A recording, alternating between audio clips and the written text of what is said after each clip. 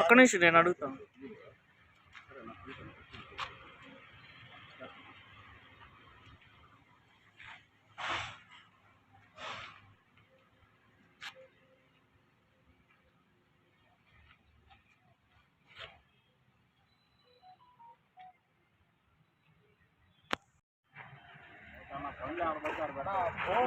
ఇది మరి మీదన్నా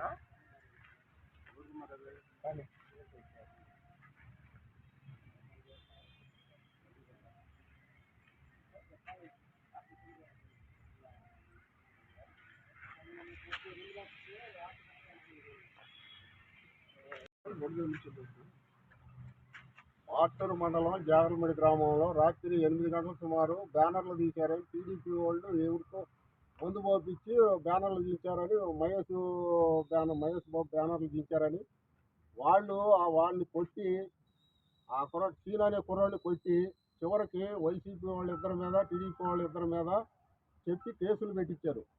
ఈ రకంగా ఇక్కడికి వచ్చి సీఐ గారిని అడుగుతుంటే వాళ్ళు ఏం చేయలేదులే, మేము పంపిస్తాంలే ఒక అరగంటలో, మీరు ఇక్కడికి రావద్దు అని దౌర్జన్యంగా మాట్లాడుతున్నాడు.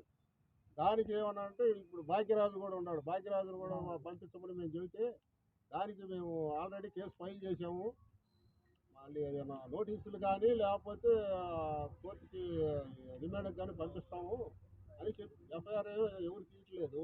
స్టేషన్ కాడికి కూడా దగ్గరకు రానిట్లా.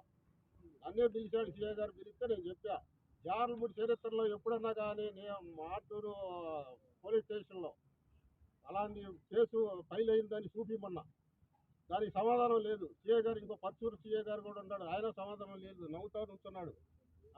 ఎందుకు ఈ రకంగా టీడీపీ వాళ్ళు ఈ రకంగా చేయటం ఎందుకు, మీరు అర్థంగా మరి ఏం చేత దిగారంటే ఏం సమాధానం లేదు, నేను పంపిస్తున్నాను అన్నాడు. దానికి మమ్మల్ని బయట కూడా నుంచోవద్దు వెళ్ళమన్నాడు. సరేలేదా వెళ్తాములే, వాళ్ళు పంపించడం మేము వెళ్తాము, మేము ఎందుకు ఉంటాం కదా అని చెప్పి వచ్చాము. మేము మార్టూరు గ్రామం వైఎస్ఆర్ కాంగ్రెస్ పార్టీ తరఫు నుంచి మాట్లాడుతున్నాము. ఇక్కడ మా బాధను వినియోగించుకోవడానికి మేము పోలీస్ స్టేషన్, మన మార్టూరు పోలీస్ స్టేషన్ దగ్గరికి వెళ్ళాము. ఏ సమస్య అంటే నిన్న అసెంబ్లీలో జరిగినటువంటి మన బాలకృష్ణ గారు మాట్లాడినటువంటి మాటల మీద మన గత మాజీ ముఖ్యమంత్రి అయినటువంటి శ్రీ వైఎస్ జగన్మోహన్ రెడ్డి గారి మీద బాలకృష్ణ గారు సైకోగాడ్ అని చెప్పి స్పందించినందుకు మన వైఎస్ఆర్సీపీ పార్టీ కొంతమంది శ్రేణులు అయినటువంటి, అదేవిధంగా మన మార్టూరు మండలం దోణాదుల గ్రామం సర్పంచ్ అయినటువంటి వంకాయలపాటి భాగ్యరావు గారు తనకు ఉన్నటువంటి గత మాజీ ముఖ్యమంత్రి అయినటువంటి తను ఉన్నటువంటి పార్టీ నాయకుడి మీద అభిమానంతో ఆయన ఒక పోస్టు స్పందించాడు. ఏమని స్పందించాడంటే, బాలకృష్ణ గారు మీకంటే మెంటలోడు ఎవరు, ఎందుకంటే గతంలో బాలకృష్ణ గారి ఇంట్లో పేలినటువంటి రివాల్వర్ విషయంలో కానీ, ఆయనకి గవర్నమెంట్ గతంలో ఇచ్చినటువంటి సర్టిఫికెట్ విషయంలో కానీ అది మనోడు స్పందించినందుకు గాను టీడీపీ పార్టీ, అధికార పార్టీ అయినటువంటి టీడీపీ పార్టీ నాయకులు కొంతమంది మన మార్టూరు సిఐ గారు అయినటువంటి శాసగిరిరావు గారి చేత మన భాగ్యరావు గారిని అక్రమంగా అరెస్ట్ చేసుకొచ్చి మార్టూరు పోలీస్ స్టేషన్ తీసుకొచ్చారు. దానికి గాను మన మార్టూరు వైఎస్ఆర్సీపీ పార్టీ నాయకులటువంటి కొంతమంది శ్రేణులు అనేక మంది గుమిగూడి మేము అక్కడ ఎందుకు అరెస్ట్ చేశారని చెప్పి అడగడానికి వెళ్తే అక్కడ సిఐ గారు దురుసుగా ప్రవర్తించి మమ్మల్ని పక్కకి నెట్టేశారు. ఆ నెట్టడం కాకుండా లాఠీ చార్జ్ కూడా చేస్తాను అవసరమైతే అని చెప్పి సిఐ గారు ప్రవర్తిస్తున్నారు.